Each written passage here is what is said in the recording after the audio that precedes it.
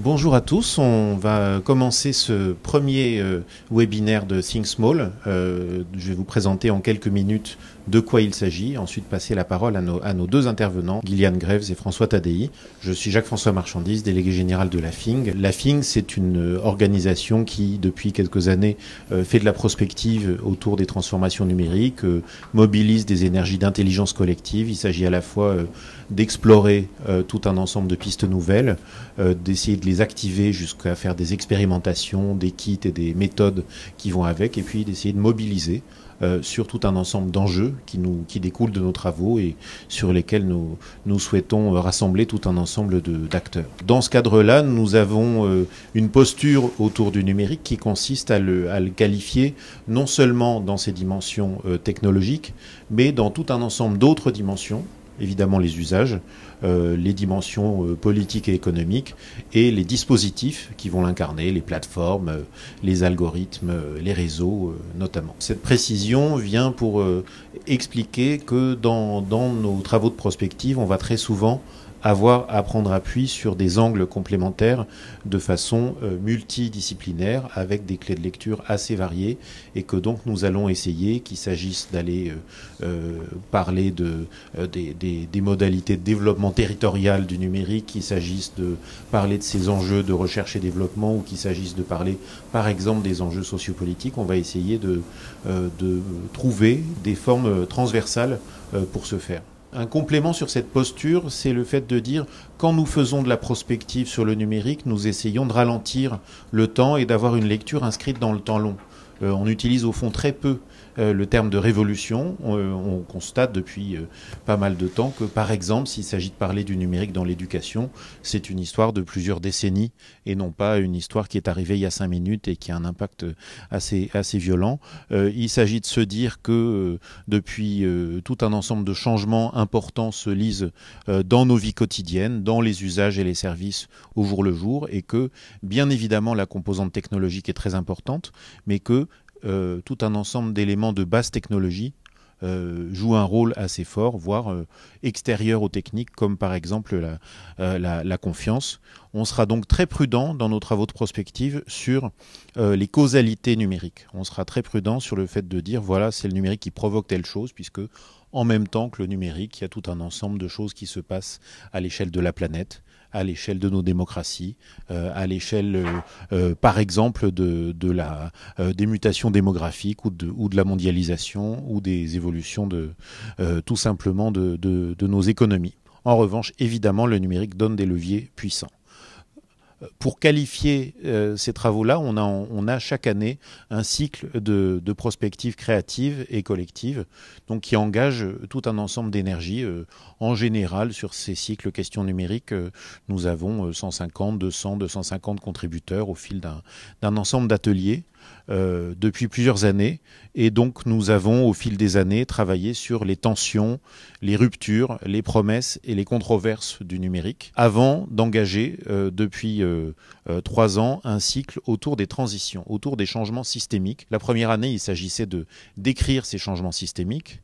La deuxième année, nous nous sommes aventurés plus précisément sur les questions des transitions écologiques.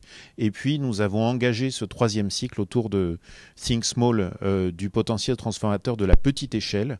Il s'agit, derrière cette question-là, de parler autrement des transitions en rusant par rapport à l'idée que le numérique est forcément du toujours plus et toujours du big quelque chose, que les startups doivent devenir des licornes, que les données pertinentes sont forcément le big data. Est-ce qu'il y a un autre récit du numérique que le tout augmente et tout doit grandir et seul l'acteur dominant va gagner? C'est ce que nous avons commencé à chercher au fil des derniers mois avec un premier cycle Think Small, qui a commencé par aller regarder du côté des imaginaires, du côté des récits, du côté des contes de fées, du côté de nos mythologies, du côté de la publicité, du cinéma et d'autres endroits où on pouvait les détecter. On a publié un petit livret, un cahier d'enjeux qui est en ligne, Think Small, qui rend compte de cette investigation.